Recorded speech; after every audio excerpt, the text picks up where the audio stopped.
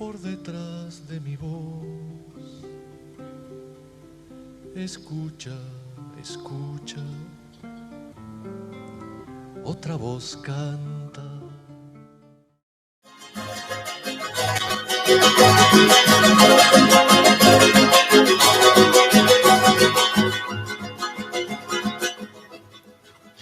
El 11 de septiembre de 1973, las Fuerzas Armadas Fascistas de Chile bombardearon con aviones la Casa de Gobierno con su presidente adentro, resistiendo el levantamiento urdido entre las clases privilegiadas de ese país y el gobierno de Estados Unidos. Después de una campaña de desgaste económico y mediático, los sectores económicamente privilegiados de Chile, junto a las directivas y apoyo total de Estados Unidos, concreta junto a las Fuerzas Armadas chilenas de corte aristocrático y profascista el derrocamiento del presidente constitucional fruto de elecciones históricas, Salvador Allende. El presidente Allende murió defendiendo a su pueblo y a la democracia con lo más querido que puede tener un ser humano, la vida. El resultado del golpe, más de 30.000 asesinados, torturados y desaparecidos, 200.000 exiliados y una economía que implantó la desigualdad, la discriminación y el arrasamiento de los derechos del 90% de la población. Los beneficiarios, los grandes capitalistas, los bancos, las transnacionales y el gobierno de Estados Unidos. Que la memoria nos ayude a poner en su justo lugar las responsabilidades de los sectores que componen la sociedad y, por lo tanto, el nunca más al fascismo.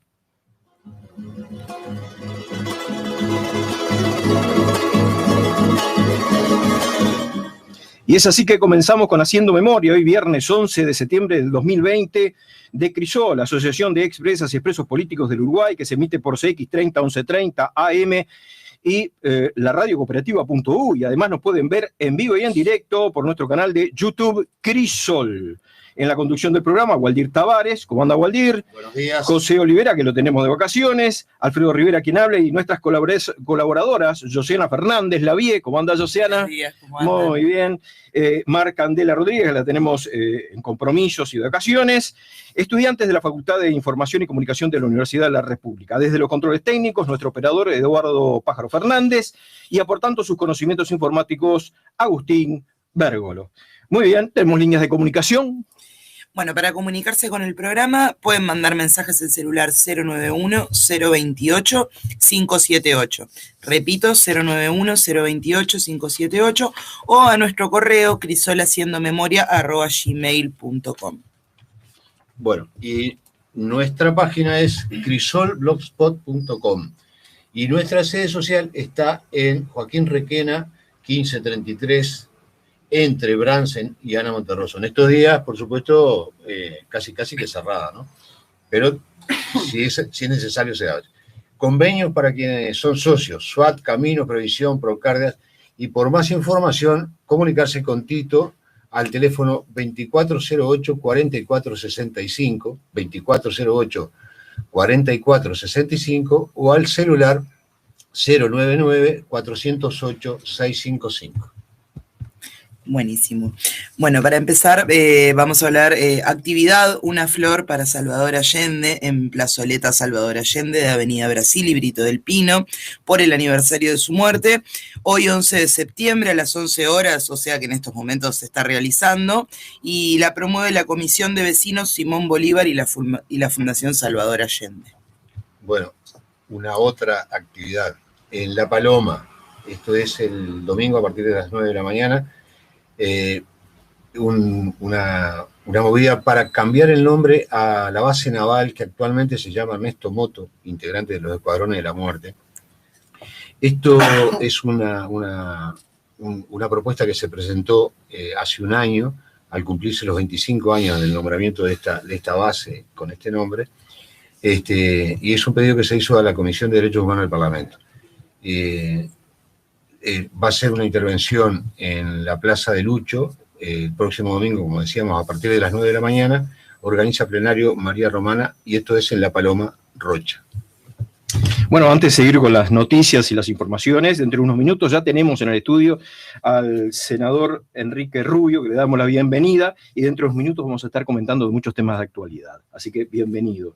Y bueno, y sobre las actividades, Memoria en Libertad, hay una actividad en la Feria de Tristán Narvaja este domingo. Memorias en Libertad, que es en niñas y niños adolescentes víctimas directas del terrorismo de Estado, invitan a colaborar con esta colectivo. En tal sentido, como lo decíamos, el próximo domingo 13 de septiembre, de 9 a 15 horas en la Feria de Tristán Narvaja, habrá venta de remeras, pins, pegotines, marca libros, antigüedades, artesanías, libros.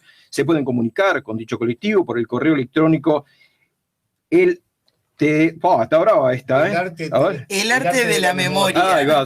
El arte de la memoria 2018 @gmail.com.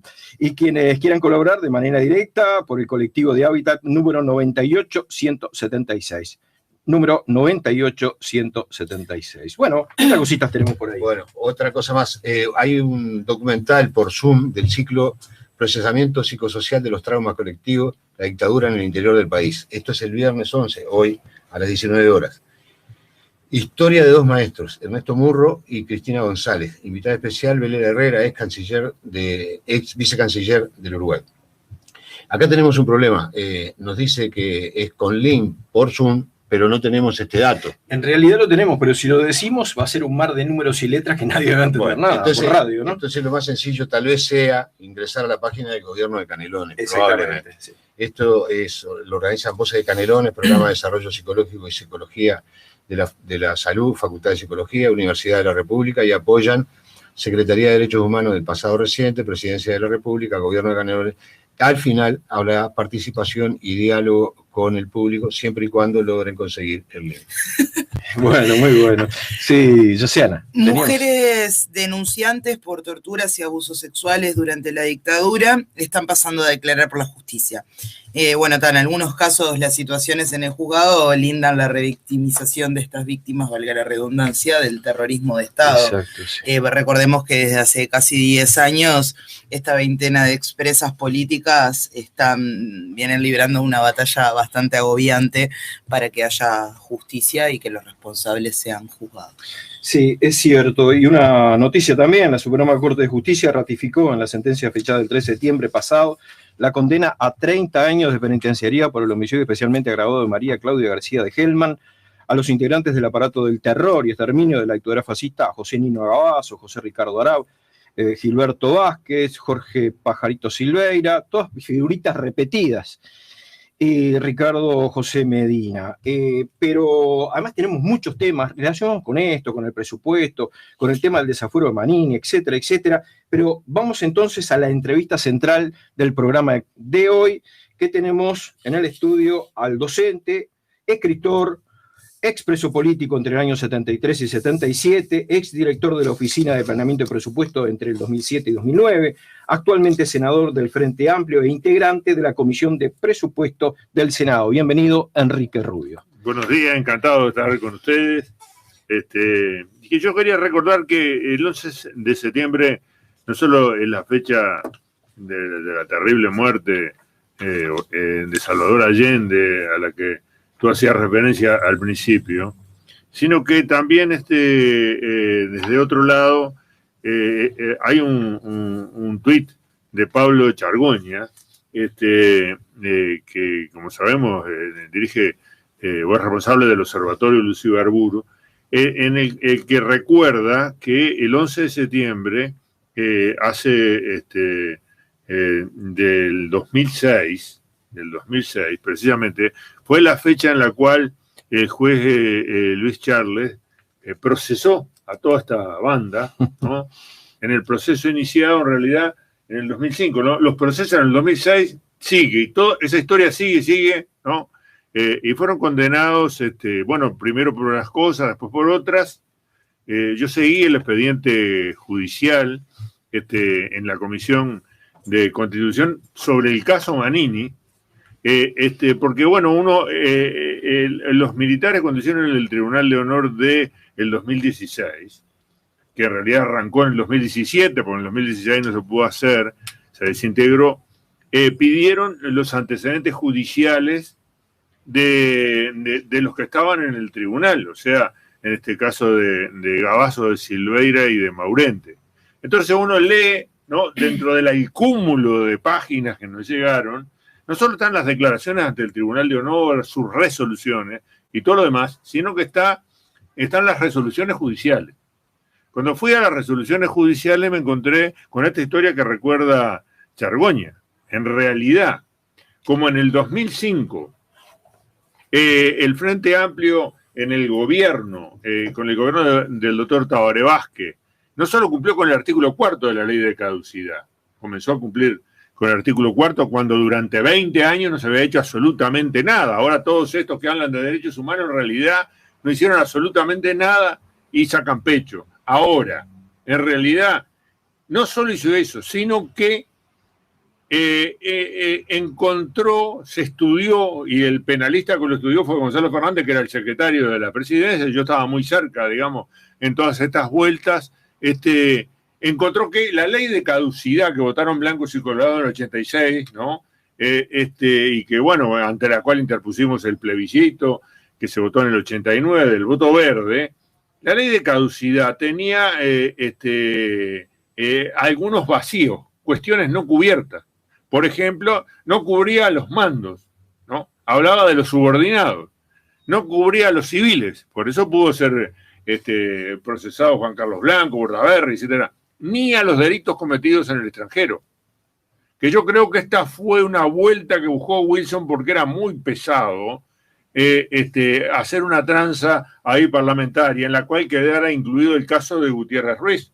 Y incluso en la fundamentación, fue todo tan desprolijo que en la fundamentación de motivos de la ley de caducidad habla del caso de Gutiérrez Ruiz, de que no está parado, pero después en el articulado no dice nada. Pero por omisión, digamos, de referirse a los delitos cometidos en el extranjero, los delitos cometidos en el extranjero no estaban abarcados por la ley de caducidad. Entonces el Poder Ejecutivo contestó, Tabaré contestó, no están incluidos, métanle para adelante al Poder Judicial. Entonces el Poder Judicial empezó a actuar y en el año 2006 ya hace este procesamiento histórico. La fiscal era Mirta Yance, ¿no? Hace este procedimiento histórico el 11 de septiembre del 2006. Y entonces esto sigue. Yo esto lo traigo a colación porque en realidad esto en la actualidad tiene un nuevo paso, que es el caso Hellman, en el cual la Corte hace un pronunciamiento para mí histórico. Si la Corte no ha compartido nunca, en el 2009 dijo que la ley de caducidad era inconstitucional, cuando antes había dicho la Corte que era constitucional, pero en el 2009 dijo que era inconstitucional. Pero nunca suscribió la Corte la tesis de los delitos de lesa humanidad, o sea que son imprescriptibles, que todo lo demás los consideraba homicidios y por lo tanto corría el plazo de prescripción. Entonces a partir de ese momento, del 2009, empieza una pelea que primero se dio en el caso de Nibia Zabalzagaray y después siguió con los 19 de los derechos humanos, dentro de los cuales estaba el caso del Gordo Marcos, ¿no? Que aparece en los tribunales de honor, cuando Pajarito Silveira dice que Cavazo le tira una granada de gas, digamos, y a consecuencia de eso va a morir. Y en realidad, y sigue con los fusilados de Sosca en el 2011. Cuando la Corte Interamericana, con el caso Hellman, todo esto es antes de la sentencia de la Corte Interamericana. Cuando la sentencia de la Corte Interamericana se hace, dice que son imprescriptibles. Pero la Corte en Uruguay había dicho que prescribían. Entonces empezó la pelea de ¿estaban amparados por la prescripción o no estaban amparados por la prescripción? Y la Corte en el caso de Soca, de los fusilados de Soca, establece que la prescripción arranca desde el momento en que el tiempo en el cual las víctimas no pudieron ejercer su derecho, o sea, la dictadura y todo lo demás, no corre. Y ahora lo precisa mucho más porque dice que no corre ese tiempo y tampoco corre el tiempo en el cual estuvo vigente la ley de caducidad, o sea, hasta mientras fue considerada constitucional hasta el 2009. Por lo tanto, el tema de la prescripción en la práctica está liquidado. Está liquidado. Entonces, es bueno recordar esta historia porque este pronunciamiento sobre el caso Hellman dice explícitamente eso, que la prescripción no corre, ¿no? O empieza a contarse el tiempo, digamos, hace muy poco, ¿no? Hace muy poco. Es bueno traer esto porque en realidad, al estudiar la cosa judicial, surge que se armaron todo un escándalo con esto que le ocultaron a la ministra de Defensa, ¿no? Como coartada para que pudiera Manini zafar, ¿no? Y para que el Partido Nacional pudiera votar eso, lo hicieron, y en realidad, en el mismo momento, estaba siendo juzgado Gilberto Vázquez por las mismas declaraciones que fueron ocultadas en el Tribunal de Honor. Tremendo. No, dice lo mismo, me ocupé de eso, dice lo mismo. Las barbaridades que después en el Tribunal de Honor le agrega algunos condimentos, como por ejemplo que pensaba asesinar al presidente de la República y cosas de ese tipo, ¿no? Pero el resto está en el proceso judicial. Quiere decir que el Poder Judicial empezó a actuar y caminó. Así que recordemos este 11 de septiembre. Sí, el tema del desafuero Manini, por el cual Crisol está muy preocupado, ¿no? Y lo vamos a seguir después de la tanda, porque además hay declaraciones del presidente de la República en el sentido que apoya a su Partido Nacional, en el sentido de no desaforar a Manini y Ríos. Pero además tenemos otros temas que vamos a pasar después, que tiene que ver con el retomar las investigaciones de la detención y desaparición de Óscar de Gregorio, que están pasando algunas personas a declarar por parte de la reactivación del fiscal Perciavale, ¿no? También el ataque a la Institución Nacional de Derechos Humanos. Pero todos estos y otros temas más vamos a hacer después de la tanda, de apenas unos minutitos, o sea que quédense ahí, porque seguimos con más Haciendo Memoria, la audición de Crisol, la Asociación de Expresas y Expresos Políticos del Uruguay. Y continuamos con Haciendo Memoria, la audición de Crisol, la Asociación de Expresas y Expresos Políticos del Uruguay, hoy 11 de septiembre del 2020, por 11X30, 11:30 AM, por la radio cooperativa.uy, y nos pueden ver en vivo y en directo por YouTube, el canal nuestro, Crisol, con Y, acuérdense, y bueno, y ahí nos pueden ver. Estamos con la presencia del senador Enrique Rubio, y antes de seguir con la entrevista tenemos una pequeña aclaración de una información, ¿no es así, Josena? Sí, bueno, sobre la actividad de hoy, viernes 11, a las 19 horas, del documental por Zoom del ciclo Procesamiento Psicosocial de los Traumas Colectivos, la Dictadura en el Interior del País. Queremos decirle que el enlace de Zoom lo pueden pedir por el 091-028-578, que es nuestra línea de comunicación. Y bueno, nos piden por ahí, se lo vamos a estar pasando sin problema. Muy bien, y teníamos varios temas ahí en el tintero con el senador Enrique Rubio sobre el tema, por ejemplo, desafuero de Manini Ríos y las declaraciones del presidente de la República en el sentido de apoyar a su partido en el sentido de no desaforarlo.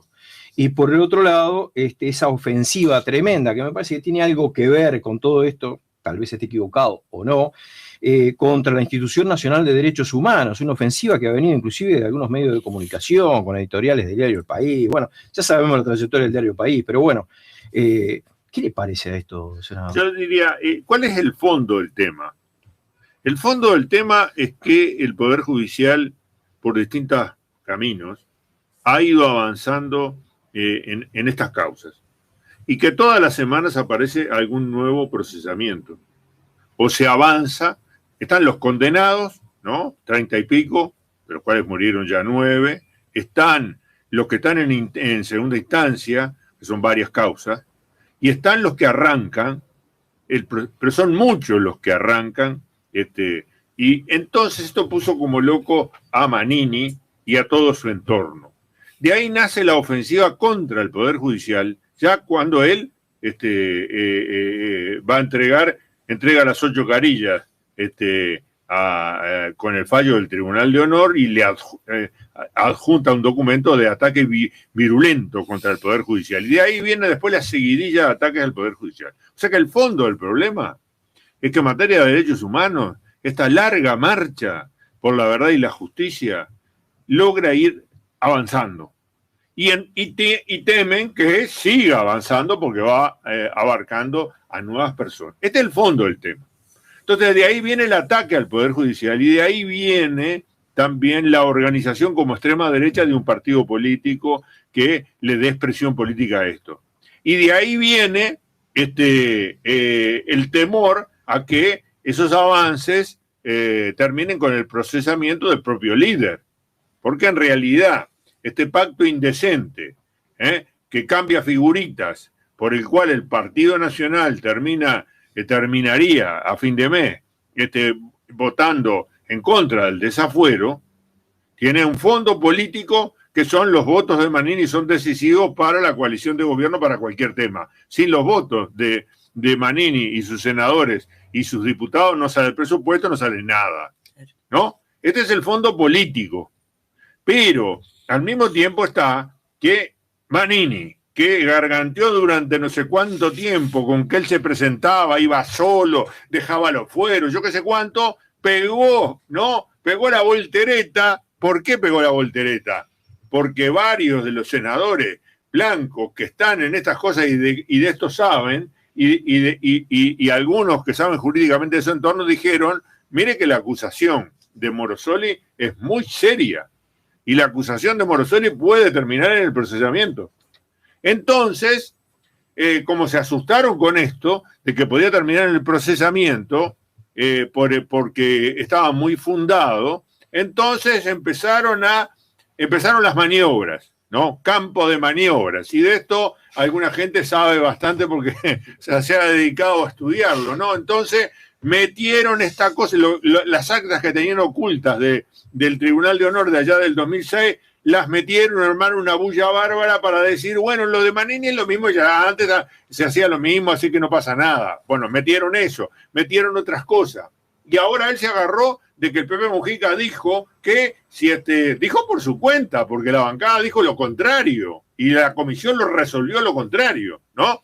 Dijo que si lo desaforábamos, después para volver no le íbamos a dar los votos, y entonces, una vez si lo declaraban inocente, o si era una causa que él cumplía, y no tenía ninguna deuda pendiente con el Poder Judicial, no le dábamos los votos, entonces no volvía más. Entonces tomó esto, ¿no?, como tabla de salvación. Cuando nosotros decidimos, el Frente Amplio decidió que aplicábamos en la doctrina que establece que en realidad si alguien no tiene causa pendiente, vuelve automáticamente a el Senado, que fue lo que no es un invento de ahora, ¿no? Es una interpretación jurídica que tuvimos el año pasado en otros casos, ¿no? De partidos tradicionales. Entonces, se agarra de esto y sale con este discurso y después sale con otros discursos. En realidad, acá lo que hay es el miedo de Manini a ser procesado, ¿no? Porque efectivamente existió, como dice Morosoli, no informó ni a su mando ni al Poder Judicial de los crímenes que saltaron en el Tribunal de Honor, el miedo de Manini y la necesidad del Partido Nacional de mantener la coalición junta para poder gobernar. Este es el fondo. Entonces, que no vengan a darle vueltas y armar entreveros, ¿no? La realidad es que el general, que se llevaba todo por delante, no le tenía miedo a nada y que hizo del culto, como todo militar, de la palabra y del honor, en realidad, ¿dónde quedó la palabra y dónde quedó el honor? Si pegó esta voltereta por la cual su sector vota en contra y él ni siquiera participa. Parece que ahora ni siquiera va a participar del debate del Senado. No sé, se verá a fin de mes. Este es el fondo del problema, o es como yo veo este problema. Creo que tenemos muchísimos elementos que digamos, muestran que la acusación de Morosoli es del fiscal, es absolutamente fundada, y bueno, y ahí está este asunto. Uh-huh. Ahora, este asunto también se vincula por otro lado, no el asunto, pero sí en materia de derechos humanos nosotros tenemos que tener en cuenta que se sigue avanzando. Y a pesar de que es una historia larga y penosa, ¿no?, donde se ha demorado una eternidad en digamos, conquistar la verdad y avanzar en materia de justicia. Pero por una vía o por otra, ahora, por ejemplo, se genera una causa en la Argentina sobre De Gregorio, que fue un montonero que estuvo acá en el Uruguay, que traía una cédula de identidad de una uruguaya y que no tenía nada que ver con el movimiento argentino, pero que desencadenó la represión de los GAO en ese momento, que los masacraron en el Fusna, Bueno, Ujú.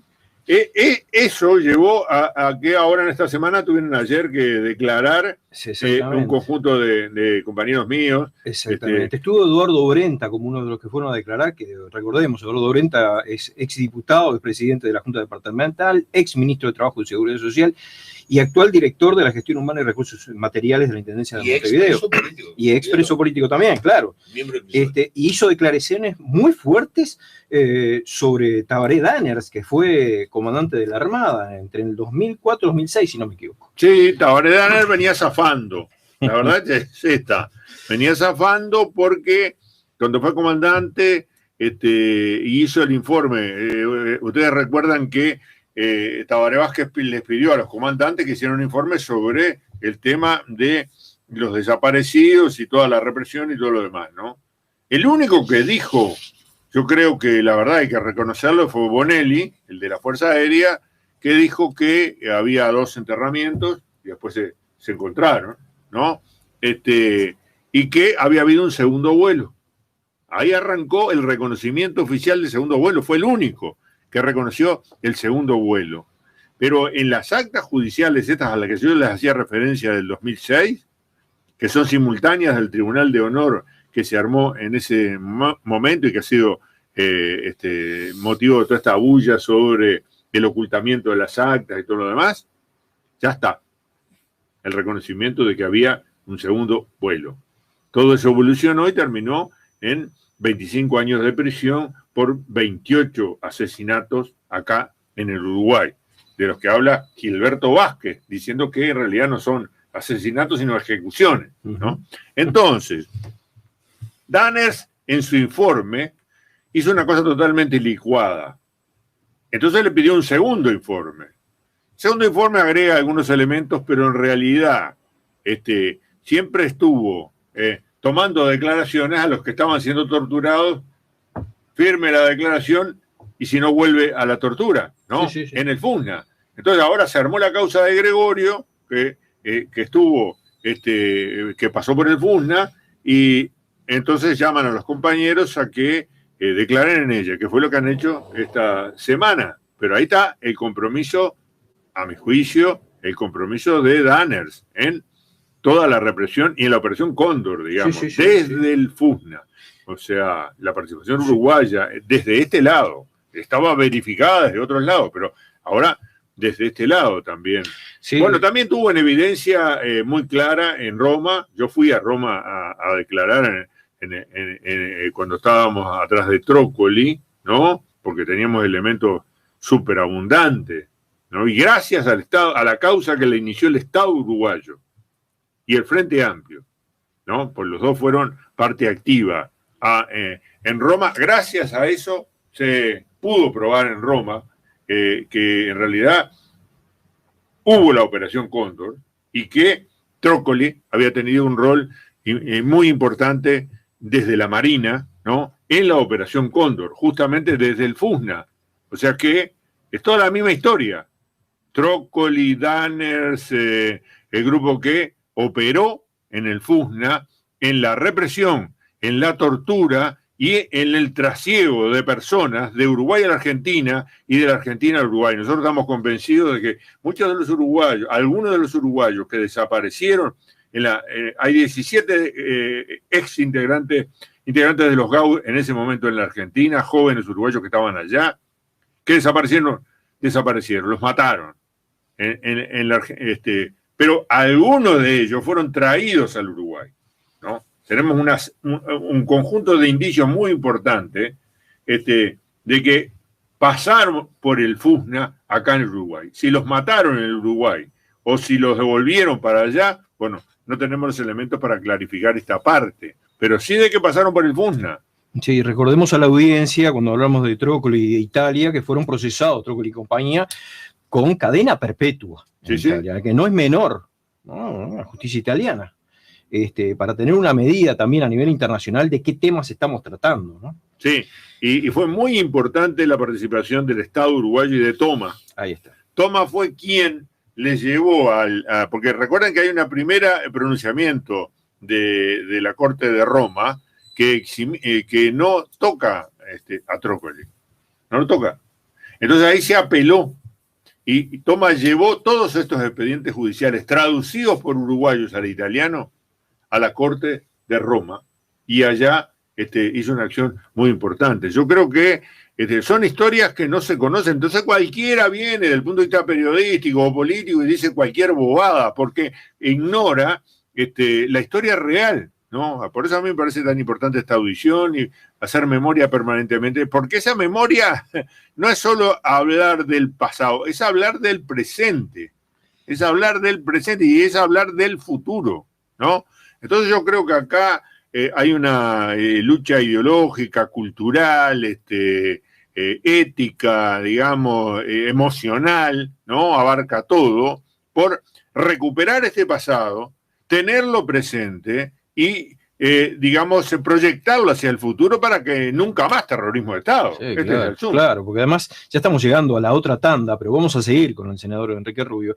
Estamos llegando a la tanda, pero nos queda además, dentro de todo este panorama, este ataque a la Institución Nacional de Derechos Humanos, que me parece que es sorprendente por gente que la votó a la Institución Nacional de Derechos Humanos, ¿no? Sí, salió por unanimidad. Exactamente. Entonces ahora encontramos al ministro del Interior diciendo cosas sobre, dice que, por ejemplo, actúa de manera flechada y antojadiza, si se la rañaga, sobre la Institución Nacional de Derechos Humanos. Pero estos y otros temas... Lo que pasa es que es un ministro que se ha puesto muy ansioso, es muy terriblemente ansioso, entonces quiere hacer anuncios espectaculares y bueno, a veces la realidad no da para tanto. No es para tanto. Bueno, seguimos entonces con el senador Enrique Rubio después de la tanda, desde aquí, desde Haciendo Memoria, la audición de CRISOL, la Asociación de Expresas y Expresos Políticos del Uruguay. En un minutito volvemos.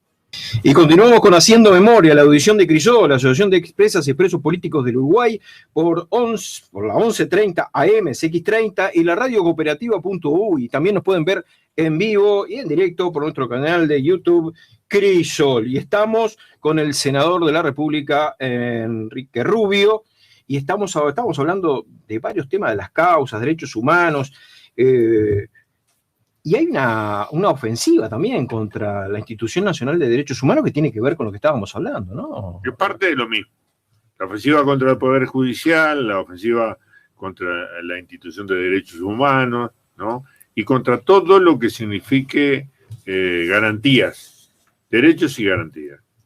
Acá yo creo que esto también se vincula con la campaña electoral, con decir que, bueno, que el hecho de que en Uruguay han crecido los delitos, que crecieron sin duda, pero hace décadas que esto viene sucediendo, y no es solo en el Uruguay, es una realidad mundial, con la concepción de que eso se para con una actitud de fortaleza, digamos, de investir de poder a las fuerzas del orden, digamos, ¿no? Es decir, a la policía y al resto. Darle un marco legal y darle directivas y decirle, pegá duro, ¿no? Pegá duro, que tenés respaldo. Y bueno, eso lleva, en otros países ha llevado a construir un Estado policial. Entonces, ojo con esto. Yo cuando empecé a ver, por ejemplo, el caso en Florida, de una persona que ve que le están robando una oveja y tira 3 tiros a matar, y mata, ¿no? Y mata. Y al muchacho que lo estaba robando. Y la jueza dice, bueno, no tiene responsabilidad porque de acuerdo con la LUC fue legítima defensa. Cuando veo eso, cuando veo muchachada que en distintos lugares me hace llegar al despacho su protesta porque fueron maltratados verbalmente por policías uruguayos cuando estaban en una esquina tomando un vino de repente, o una cerveza, o no sé qué, ¿no? Entonces empiezo a ver que se concreta algo que nosotros advertimos en el debate de la LUC. La LUC va a traer más confrontación con la sociedad civil que avances en la lucha contra la delincuencia. Va a traer confrontación con todos los jóvenes fundamentalmente, porque los jóvenes se criaron en los gobiernos del Frente Amplio. Entonces, la policía tenía directivas democráticas y de cuidado y de respeto de los derechos humanos, por supuesto, y demás, que venían del mando. Ahora, si el mando da directivas de otro tipo, de línea dura, entonces empieza a aparecer este tipo de cosas que se han manifestado en distintos lugares del país. Bueno, esto es un camino muy peligroso. Está comprobado que no soluciona el tema de la delincuencia ni la violencia. No soluciona nada. Nosotros por eso convocamos al ministro Larrañaga, instalamos, por pedido de la bancada del Frente Amplio en el Senado, la Comisión Especial de Seguridad y Convivencia, y convocamos al ministro del 20 para que nos diga, bueno, qué es lo que está haciendo, cuáles son los resultados y demás. Porque esto de salir a hacer anuncios a diestra y siniestra, digamos, con una especie de ansiedad y apuro, como diciendo, llegué yo, y entonces se produjo una baja de estos delitos del otro, sin tener en cuenta, sin saber nosotros, por lo menos, cuáles son las formas de documentación de lo que sucede, ¿no? Se están usando las tablets como se usaban antes en todos los patrullajes, y entonces se incorporaba como hurto, por ejemplo, hasta el de una botella en una esquina, ¿no? ¿Se están usando o no se están usando? La capacitación policial, la capacitación en las comisarías, que a través de 350 más o menos becarios había logrado un avance muy notable. Ahora resulta que se suprime y se elimina para poner a 1000 policías retirados. Pero esos 1000 policías retirados en muchos lugares van a llegar y van a pedir, bueno, a ver cuáles son dónde está el cuaderno, digamos, en el que ellos estaban acostumbrados a llevar las notas de los sucesos, y ni que después uno volvía porque lo habían robado, y a mí me pasó.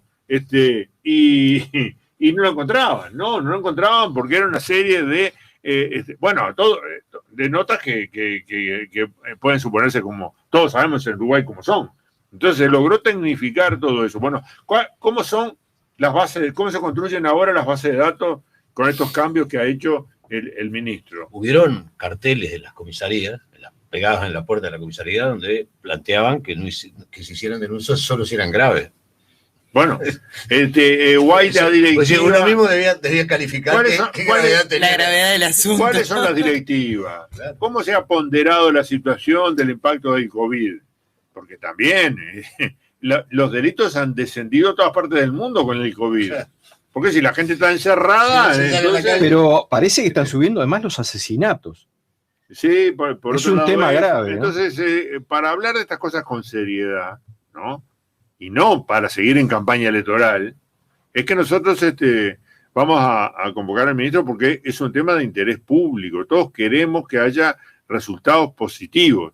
Por eso se estuvo luchando durante 15 años, haciendo inversiones enormes, capacitación, tecnología, cambio de mentalidad, incorporación de gente joven, con otro nivel cultural, ¿no?, al tradicional, formación de cuerpos especializados, una obra monumental que quizás no se ha sabido muy bien comunicar, pero que es parte de la realidad, que no es suficiente, por supuesto que no es suficiente frente al incremento del delito, fundamentalmente ligado con la penetración de los narcos, que ya estaban en los 90, ¿no?, pero que fue creciendo en todas partes del mundo. Entonces queremos hablar con seriedad, pero no consignas y no anuncios espectaculares que no tienen en cuenta situaciones que son inéditas, como es toda la pandemia, y verificando cuáles son las bases de datos, ¿no? ¿Cómo se registra? ¿No? Este es un tema clave.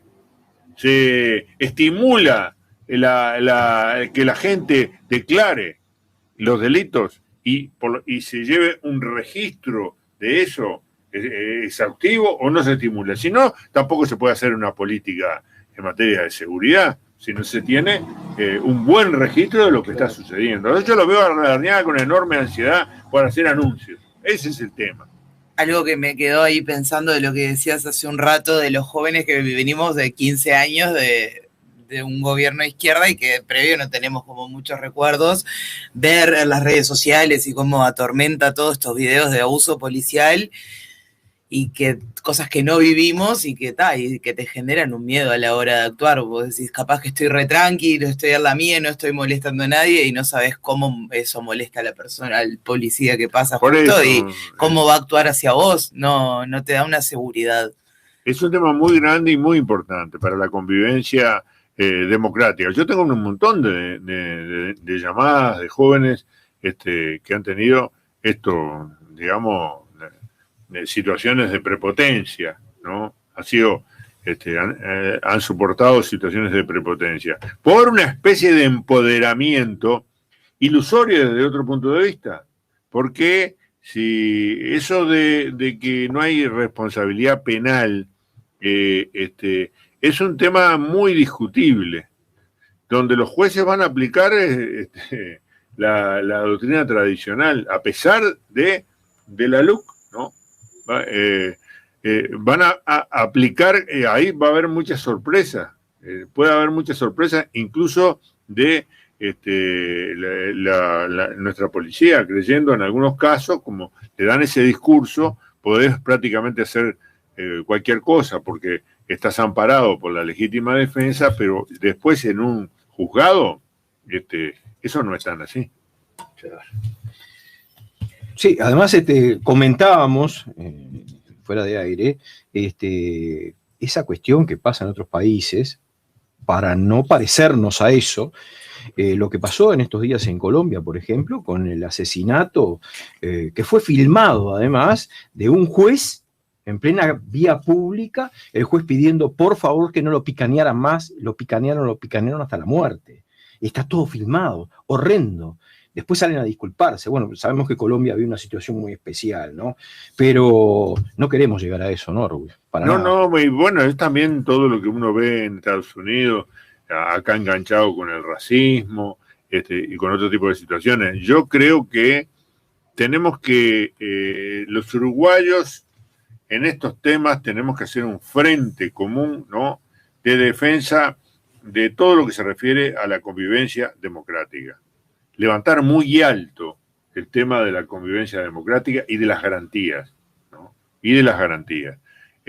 Porque si no vamos a perder valores esenciales, que son parte de nuestra historia, y que habíamos perdido en la dictadura, pero recuperado parcialmente, por lo menos, en la lucha posterior del 85 para acá, y que pueden entrar en riesgo sin que nos demos mucha cuenta de que estamos entrando en otras lógicas, que son lógicas de la impunidad, lógicas de la violencia y de la violencia procedente del Estado. Hay que tener mucho cuidado con esto porque, en último término, eso lleva a una deriva que, si no se para, como hemos visto en otros países, termina en estados policiales o en otras cosas peores todavía. Sí, además tenemos desde sectores de la prensa con una trayectoria bastante lamentable de nuestro punto de vista, alentando la extirpación, como dicen ellos, de la Institución Nacional de Derechos Humanos. A raíz de eso te quería comentar que hay una declaración de apoyo a la Institución Nacional de Derechos Humanos que está firmado por Juan Miguel Petit, que es comisionado parlamentario sobre el sistema penitenciario actualmente, también de María Elena Larnuaga, defensora de vecinos de Montevideo, actual, también el defensor del vecino de Montevideo, ex defensor del vecino de Montevideo, Fernando Rodríguez, y la ex defensora de vecinos de Montevideo también, Ana Agostino, ¿no?, en apoyo a la Institución Nacional por todos estos ataques, que es una pena, ¿no?, que gente que inclusive votó esta institución la esté atacando en este momento, por vaya a saber qué rédito, ¿no? Bueno, y además hay que ver las consecuencias presupuestales, ¿no? O sea, se han creado un conjunto de institutos, fiscalías especializadas en delitos de lesa humanidad, fiscalías que tienen que ver con los problemas de violencia de género. Hay un gran despliegue institucional que se logró a través de años de avances en estos temas. Ahora, la propia Institución Nacional de Derechos Humanos y el resto. Bueno, hay muchísimo trabajo para hacer, ¿no?, en este campo, pero se necesitan recursos. Sí. Entonces, si en el presupuesto se recorta al Poder Judicial, se recorta a la fiscalía, se recorta a este tipo de instituciones. Entonces es una manera, por la vía económica, de maniatar a quienes defienden los valores más caros desde el punto de vista de los derechos. Aquí, sí. Sobre el tema presupuesto, en que nos estamos haciendo una gran pregunta: ¿qué va a pasar con la Oficina de Atención a las Víctimas del Terrorismo de Estado? Sí. ¿Verdad? Pues hay que ver, a ver cómo se va a desarrollar este tema, ¿no? No sé, Valdir, tú querías comentar. Sí, pero en realidad el tiempo que nos queda no es mucho, son algo así como 2 minutos. Siempre decimos que nos falta una hora más de programa. No estoy muy seguro que nos dé este tiempo para poder analizar la ley de presupuesto presentada por el proyecto de ley. Claro. Pero sí quería comentar una cosa, que lo hemos dicho muchas veces acá, y es que en definitiva, esta impronta represiva que está tomando este gobierno, tiene una relación bastante directa con el hecho de rebajar el salario a la gente, ¿no? Sí. Cuando uno trata de empobrecer a alguien, una de las cosas que tiene que hacer es reprimirlo. Yo desearía, como todo, por el bien de los uruguayos, de nosotros los uruguayos, que no repitamos, no reeditemos lógicas del pasado que terminaron en el autoritarismo creciente que después del pachequismo, que después desembocó, como supimos, como sufrimos, ¿no? Como supimos, en cuestiones mucho peores, ¿no? Pero aquello tenía un trasfondo de expropiación social y económica de los trabajadores y de los pasivos, ¿no? Era la lucha por el reparto de la torta en un momento en que no crecía la economía. Entonces, es siempre que se da un fenómeno de este tipo, de expropiación de los ingresos de los sectores mayoritarios de la población, se endurece la situación y deriva en lógicas no democráticas. Procuremos evitar eso. Nosotros estamos haciendo un esfuerzo muy grande como oposición, y decimos que somos una oposición constructiva, que vamos a defender a muerte lo que conquistamos en este periodo, pero somos una oposición constructiva, porque ahí está la clave del futuro de la democracia uruguaya. Ahora, esto hay que hacerlo con fuerza y con mucha convicción. Bueno, te agradecemos muchísimo, Enrique. La verdad que da para seguir conversando, como decíamos, medio en broma, medio en serio, un programa más, ¿no, Josiana? Sí, obvio. Totalmente. Comprometemos al senador, lo estamos comprometiendo al aire para cuando... Para que vuelva. Sí, para que vuelva, pero cuando el proyecto de ley de presupuesto ingrese al Senado. Ah, bueno. Y así seguramente tengamos mucho mejor Exacto. información, ¿verdad? Sí, sí. Y serás bienvenido. Bueno, tuvimos presentes aquí en Haciendo Memoria al docente, escritor, senador de la República y integrante de la Comisión de Presupuesto del Senado, Enrique Rubio, que le agradecemos por la participación acá en la audición, que lo vamos a tener, sí, seguramente, en otras oportunidades. Y bueno, y tenemos que cerrar el programa porque ya estamos pasados, ¿no, Josiana? Y vamos un minutito arriba. Bueno, entonces nos despedimos diciéndoles que por verdad, memoria, justicia y reparación integral y nunca más terrorismo de Estado, la Asociación de Expresas y Presos Políticos del Uruguay está más que nunca en lucha para que los más infelices sean los más privilegiados. Y quédense acá en la 30 porque ahora viene El Popular en Radio. Hasta la próxima. Hasta la próxima.